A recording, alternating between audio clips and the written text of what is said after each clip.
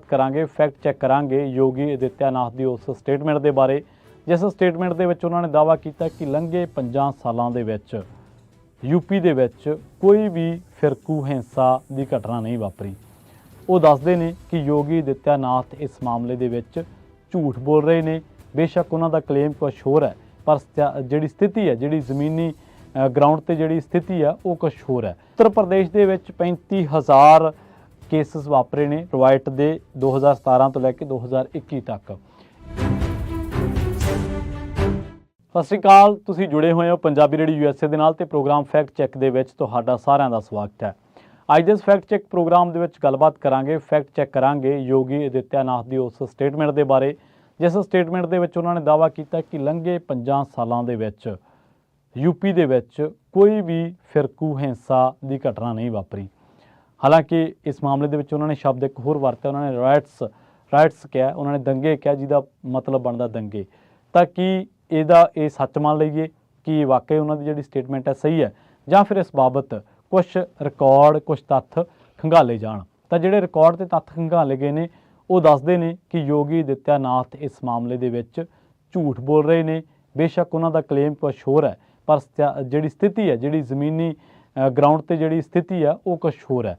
सो fact check programme के योगी आदित्यनाथ के इस झूठ को फड़ते हैं तो देखते हैं कि किमें उन्होंने जी स्टेटमेंट है वो गलत साबित होंदी है। हालांकि झूठ मारना सियासतदानों की करवैत तो रही है पर चिट्टा झूठ मारना जोड़ा कि फड़िया जाए जां वो रेड़ देना जोड़ा रेड़े ना वो गल एक वक्री है। सो खैर उन्होंने एक एड्रैस कर रहे सी वो जी कट्ठ नूं बिजनौर दे विच उन्होंने क्लेम किया कि पिछले 5 सालों के लास्ट 5 ईयर्स दे विच उन्होंने कहा कि कोई भी राइट जोड़ा उत्थे यूपी दे विच नहीं होया। उन्होंने ये भी गल कही कि यूपी नूं कदे जाना जांदा सीगा कि इत्थे फिरकू हिंसा वापरदी, इत्थे दंगे हुंदे ने, पर वो कहंदे कि NCBR दीयां रिपोर्टां दे मुताबक इत्थे कोई भी दंगा जिहड़ा ओह नहीं होया ते हुण उन्होंने यूपी नूं दंगा मुक्त राइट फ्री लैंड जिहड़ा ओह बना दिता। सो एशियन न्यूज़ ने इंटरनेशनल ANI जिन्होंने असीं कह दिंदे आ कि उन्होंने कहा कि एक भी क्रिमिनल राइट जिहड़ा ओह नहीं वापरिया उन्हां दे कार्यकाल के दरमियान। हुण जदों इस बाबत आपां पढ़ते हैं कुछ तत्थां नूं तां ये पता लगता है कि नैशनल क्राइम रिकॉर्ड ब्यूरो जिन्हां दा हवाला योगी साहब ने दिता सी तो उही आपां देखदे हां उन्हां दीयां रिपोर्टां डाटा जिहड़ा उन्हां कोले। उत्तर प्रदेश दे विच 35,000 केसिस वापरे ने रिवायत दे 2017 तो लैके 2021 तक। इत्थे मैं ये गल दस देवां कि जिहड़ा डाटा वा इहदे विच छोटियां मोटियां जिहड़ियां झड़पां छोटे मोटे गाली गलोच जां छोटियां मोटियां जिहड़ियां हिंसक झड़पां होईयां ने दो फिरकिਆਂ ਦੇ ਵਿਚਾਲੇ उन्हां नूं रिपोर्ट किया गया। पर कुछ धिरां इहदे ते बहस करदियां ने। वो कहंदे कि जिस राइट दे विच जिस दंगिਆਂ ਦੇ ਵਿੱਚ 5 ਜਾਂ 10 ਤੋਂ ਵੱਧ लोग ना शामिल होण दोनों फिरकिਆਂ ਦੇ उन्हां नूं आपां राइट नहीं कह सकते, उन्हां नूं आपां फिरकू हिंसा नहीं कह सकते।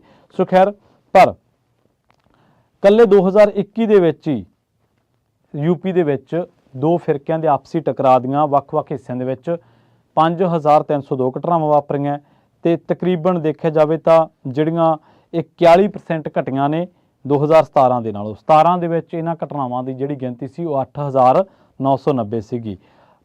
ਪਿਛਲੇ 5 ਸਾਲਾਂ ਦੇ ਵਿੱਚ ਜਿੱਥੇ ਵਿਕਟਮ ਸੀਗੇ ਉਹਨਾਂ ਨੂੰ ਇਹ ਕਿਹਾ ਗਿਆ ਕਿ ਉਹਨਾਂ ਦੀ ਗਿਣਤੀ 5,846 ਹੈ ਜਿਹੜੀ ਕਿ ਕਿਸੇ ਸਮੇਂ ਤਕਰੀਬਨ 12,000 ਸੀ 2017 ਦੇ ਵਿੱਚ ਦੇ 2021 ਦੇ ਮੁਕਾਬਲੇ ਜੇਕਰ ਦੇਖਿਆ ਜਾਵੇ। ਹੁਣ ਤੁਸੀਂ ਦੇਖੋ ਕਿ ਇੱਕ ਰਾਜ ਦੇ ਵਿੱਚ 35,000 ਘਟਨਾ 5 ਸਾਲਾਂ ਦੇ ਵਿੱਚ ਵਾਪਰਦੀ ਹੈ ਤੇ ਆਏ ਸਾਲ ਜਿਹੜੀ ਘੱਟੋ ਘੱਟ ਦਰ ਹੈ ਉਹ ਆ ਤਕਰੀਬਨ 2021 ਦੇ ਵਿੱਚ 5,302 ਤੇ ਇਹ ਜਿਹੜੀ ਵਿਕਟਮ ਦੀ ਗਿਣਤੀ ਆ ਉਹ ਹੈ ਬੇਸ਼ੱਕ 49% ਘਟੀ ਹੈ। ਆਪਾਂ ਇਹ ਵੀ ਕਹਿ ਸਕਦੇ ਹਾਂ ਕਿ ਜਿਹੜੀ ਗਿਣਤੀ 2017 ਦੇ ਵਿੱਚ ਤਕਰੀਬਨ 12,000 ਸੀ ਫਿਰਕੂ ਹਿੰਸਾ ਦੇ ਪੀੜਤਾਂ ਦੀ ਜਾਂ ਜ਼ਖਮੀਆਂ ਦੀ ਗਿਣਤੀ ਪ੍ਰਭਾਵਿਤਾਂ ਦੀ ਗਿਣਤੀ ਉਹ 21 ਦੇ ਵਿੱਚ ਘਟ ਕੇ 5,846 ਰਹਿ ਗਈ ਹੈ। ਸੋ ਹੁਣ ਇਹ ਕਹਿ ਦੇਣਾ ਕਿ ਇੱਥੇ ਤਾਂ ਕੋਈ ਵੀ ਫਿਰਕੂ ਹਿੰਸਾ ਨਹੀਂ ਵਾਪਰੀ, ਇਹ ਤਾਂ ਬੜੇ ਤਰੀਕੇ ਦੇ ਨਾਲ ਕੰਟਰੋਲ ਕੀਤਾ ਗਿਆ। ਤਾਂ ਜਿਹੜੀ ਦੂਜੀ ਸਥਿਤੀ ਹੈ NCRB ਦੇ ਜਿਹੜੇ ਰਿਕਾਰਡਸ ਨੇ ਜਾਂ ਜਿਹੜੇ ਤੱਥ ਤੇ ਆંકੜੇ ਨੇ ਉਹ ਕਹਿ ਰਹੇ ਨੇ ਕਿ ਇੱਥੇ ਘਟਨਾਵਾਂ ਤਾਂ ਵਾਪਰੀਆਂ, ਹਾਂ ਉਹ ਗੱਲ ਵੱਖਰੀ ਹੈ ਕਿ ਜਿਹੜੇ ਫਿਰਕੂ ਹਿੰਸਾ ਦੇ ਵਿੱਚ ਜਿਹੜੇ ਜ਼ਖਮੀਆਂ ਦੀ ਗਿਣਤੀ ਸੀ ਜਾਂ ਵਿਕਟਮਸ ਦੀ ਗਿਣਤੀ ਸੀਗੀ ਉਹ ਕਾਫੀ ਘਟੀ ਹੈ। ਉਹਦੇ 'ਤੇ ਲਗਾਮ ਲਾਈ ਹੈ ਪਰ ਇਹਨੂੰ ਜ਼ੀਰੋ ਕਹਿ ਦੇਣਾ, ਇਹਨੂੰ ਨਾ ਦੇ ਬਰਾਬਰ ਕਹਿ ਦੇਣਾ ਇਹ ਨਹੀਂ ਹੋ ਸਕਦਾ। ਸੋ ਮੁੱਖ ਮੰਤਰੀ ਸਾਹਿਬ ਨੇ ਕਲੇਮ ਤਾਂ ਕੀਤਾ ਕਿ ਰਾਈਟ ਫਰੀ ਲੈਂਡ ਉਹਨਾਂ ਨੇ यूपी ਨੂੰ ਬਣਾ ਦਿੱਤਾ ਪਰ ਅਸਲ ਦੇ ਵਿੱਚ ਸਥਿਤੀ ਇਹ ਹੈ ਕਿ 2017 ਦੇ ਵਿੱਚ ਜਿਹੜੀ ਗਿਣਤੀ ਸੀਗੀ ਰਾਈਟਸ ਦੀ ਉਹ ਤਕਰੀਬਨ 10,000 ਦੇ ਕਰੀਬ ਹੁੰਦੀ ਸੀ ਪਰ ਈਅਰ, ਪਰ 2021 ਦੇ ਵਿੱਚ ਇਹ ਸਿਰਫ ਤਕਰੀਬਨ 5302 ਘਟਨਾਵਾਂ ਇਹ ਜਿਹੀਆਂ ਰਿਕਾਰਡ ਕੀਤੀਆਂ ਨੇ, ਜਿਨ੍ਹਾਂ ਦੇ ਵਿੱਚ ਜ਼ਖਮੀਆਂ ਦੀ ਗਿਣਤੀ 5846 ਹੈ, ਜਿਹੜੀ ਕਿ ਤਕਰੀਬਨ ਅੱਧਾ ਬਣਦੀ ਹੈ 2017 ਤੋਂ ਪਹਿਲਾਂ ਜਾਂ 17 ਦੇ ਵਿੱਚ ਜਿਹੜੀ ਜ਼ਖਮੀਆਂ ਦੀ ਗਿਣਤੀ ਫਿਰਕੂ ਹਿੰਸਾ ਦੇ ਵਿੱਚ ਲੋਕਾਂ ਦੀ ਹੁੰਦੀ ਸੀ। ਹੁਣ ਸਵਾਲ ਇਹ ਵੀ ਉੱਠਦਾ ਨਾ ਕਿ ਕੀ ਫਿਰਕੂ ਹਿੰਸਾ ਦੇ ਰਿਕਾਰਡ ਰੱਖਣਾ ਰਾਜਾਂ ਦਾ ਫਰਜ਼ ਬਣਦਾ ਵਾ? ਨਹੀਂ। ਰਾਜ ਦੇ ਮੰਤਰੀਆਂ, ਰਾਜ ਦੇ ਰਾਜਪਾਲਾਂ, ਰਾਜ ਦੇ ਮੁੱਖ ਮੰਤਰੀਆਂ, ਰਾਜ ਦੀ ਮਸ਼ੀਨਰੀ ਦਾ ਇਹ ਫਰਜ਼ ਬਣਦਾ ਮੁੱਢਲੇ ਤੌਰ ਤੇ, ਇੱਕ ਨੈਤਿਕ ਫਰਜ਼ ਹੈ, ਮੋਰਲ ਡਿਊਟੀ ਹੈ ਕਿ ਉਹਨਾਂ ਦੇ ਰਾਜ ਦੇ ਵਿੱਚ, ਉਹਨਾਂ ਦੀ ਟੈਰੀਟਰੀ ਦੇ ਵਿੱਚ, ਉਹਨਾਂ ਦੇ ਰਾਜਕਾਲ ਦੇ ਵਿੱਚ, ਉਹਨਾਂ ਦੀ ਟੈਨਿਓਰ ਦੇ ਵਿੱਚ, ਉਹਨਾਂ ਦੇ ਰਿਜਾਈਮ ਦੇ ਵਿੱਚ ਜਿਹੜਾ ਦੋ ਫਿਰਕਿਆਂ ਦਾ ਟਕਰਾਅ ਆ, ਉਹ ਇਕੱਲਾ ਫਿਰਕਿਆਂ ਦਾ ਟਕਰਾਅ ਨਹੀਂ ਗਾ, ਉਸ ਨੂੰ ਰੋਕਣਾ ਉਹਨਾਂ ਦਾ ਇਖਲਾਕੀ ਫਰਜ਼ ਬਣਦਾ ਵਾ। ਫਿਰਕੇ ਕਦੋਂ ਟਕਰਾਉਂਦੇ ਨੇ? ਫਿਰਕੇ ਅਕਸਰ ਉਦੋਂ ਟਕਰਾਉਂਦੇ ਨੇ ਜਦੋਂ ਖਾਸ ਕਰਕੇ ਇੱਕ ਫਿਰਕੇ ਨੂੰ ਸਿਆਸੀ ਸ਼ੈ ਹੋਵੇ, ਜਦੋਂ ਇੱਕ ਫਿਰਕੇ ਨੂੰ ਪਤਾ ਹੋਵੇ ਕਿ ਦੂਜਾ ਫਿਰਕਾ ਘੱਟ ਗਿਣਤੀ ਆ ਜਾਂ ਦੂਜੇ ਫਿਰਕੇ ਦੀ ਇੱਥੇ ਪੀਰੀ ਨਹੀਂ ਚੱਲਣੀ, ਤਾਂ ਉਦੋਂ ਇੱਕ ਹਾਵੀ ਧਿਰ ਦੂਜੀ ਧਿਰ ਉੱਤੇ ਅਤਿਆਚਾਰ ਕਰਦੀ ਹੈ, ਤਾਂ ਉਦੋਂ ਉਹ ਟਕਰਾਅ ਬਣਦਾ। ਆਪਾਂ ਦੇਖਿਆ ਨਾ ਕੁੱਕੀ ਤੇ ਮਤਈ ਦਾ ਕੀ ਹੈ, ਜਿੱਥੇ ਕੁੱਕੀ ਹੈਵੀ ਨੇ ਮਣੀਪੁਰ ਦੇ ਵਿੱਚ, ਉੱਥੇ ਉਹ ਮਤਈ ਤੇ ਜ਼ੁਲਮ ਕਰ ਰਹੇ ਨੇ, ਤੇ ਜਿੱਥੇ ਮਤਈ ਹੈਵੀ ਹੈ, ਜਿੱਥੇ ਮਤਈ ਦਾ ਜਿਹੜਾ ਵਾਹ ਪੈਂਦਾ, ਜਿੱਥੇ ਉਹਨਾਂ ਦਾ ਦਬਦਬਾ ਚੱਲਦਾ, ਉੱਥੇ ਉਹ ਕੁੱਕੀਜ਼ ਦੇ ਉੱਪਰ ਜ਼ੁਲਮ ਕਰ ਰਹੇ ਨੇ। ਔਰ ਸਰਕਾਰ ਦਾ ਫੇਲੀਅਰ ਇਹ ਹੈ ਕਿ ਉਹ ਇਸ ਦੋ ਤਰਫਾ ਜ਼ੁਲਮ ਨੂੰ ਜਿਹੜਾ ਕਿ ਵੱਖ-ਵੱਖ ਹਿੱਸਿਆਂ ਦੇ ਵਿੱਚ ਹੋ ਰਿਹਾ, ਉਹਨੂੰ ਮੂਕ ਦਰਸ਼ਕ ਬਣ ਕੇ ਦੇਖ ਰਹੀ ਹੈ। ਹਾਲਾਂਕਿ ਆਪਣਾ ਫੈਕਟ ਚੈੱਕ ਦਾ ਜਿਹੜਾ ਮਸਲਾ ਸੀ ਉਹ ਯੂਪੀ ਦਾ ਹੀ ਸੀਗਾ, ਤੇ ਯੂਪੀ ਦੇ ਵਿੱਚ ਲਾਅ ਐਂਡ ਆਰਡਰ ਦੇ ਹਿਸਾਬ ਦੇ ਨਾਲ ਦੇਖਿਆ ਜਾਵੇ ਤਾਂ ਬੇਸ਼ੱਕ ਸਰਕਾਰਾਂ ਦੇ ਕਲੇਮ ਕੁਝ ਹੋਰ ਨੇ, ਪਰ ਅਸਲ ਦੇ ਵਿੱਚ ਫੈਕਟ ਚੈੱਕ ਦੀ ਕਸੌਟੀ ਤੇ ਇਹ ਗੱਲ ਬਿਲਕੁਲ ਖਰੀ ਨਹੀਂ ਉਤਰਦੀ ਕਿ ਉਹ ਕਹਿ ਦੇਣ ਕਿ ਪਿਛਲੇ 5 ਸਾਲਾਂ ਦੇ ਵਿੱਚ ਕੋਈ ਵੀ ਘਟਨਾ ਨਹੀਂ ਵਾਪਰੀ। ਹਾਲਾਂਕਿ ਇਹਨਾਂ ਘਟਨਾਵਾਂ ਦੇ ਵਿੱਚ ਜ਼ਖਮੀਆਂ ਦੀ ਗਿਣਤੀ ਘਟੀ ਹੈ, 49% ਦੇ ਕਰੀਬ ਘਟੀ ਹੈ। ਇਹਨਾਂ ਘਟਨਾਵਾਂ ਦੀ ਵੀ ਗਿਣਤੀ ਘਟੀ ਹੈ ਜਿਹੜੀ ਕਿ ਉੱਤਰ ਪ੍ਰਦੇਸ਼ ਦੇ ਵਿੱਚ ਜਦੋਂ 2017 ਦੇ ਵਿੱਚ ਉਹਨਾਂ ਦੀ ਸਰਕਾਰ ਬਣਦੀ ਹੈ ਤੇ ਉਹ 9990 ਘਟਨਾਵਾਂ ਵਾਪਰੀਆਂ ਸੀ ਫਿਰਕੂ ਹਿੰਸਾ ਦੀਆਂ, ਤੇ 2021 ਆਉਂਦਿਆਂ ਇਹਨਾਂ ਦੀ ਗਿਣਤੀ ਜਿਹੜੀ ਆ ਉਹ 5846 ਰਹਿ ਗਈ ਹੈ।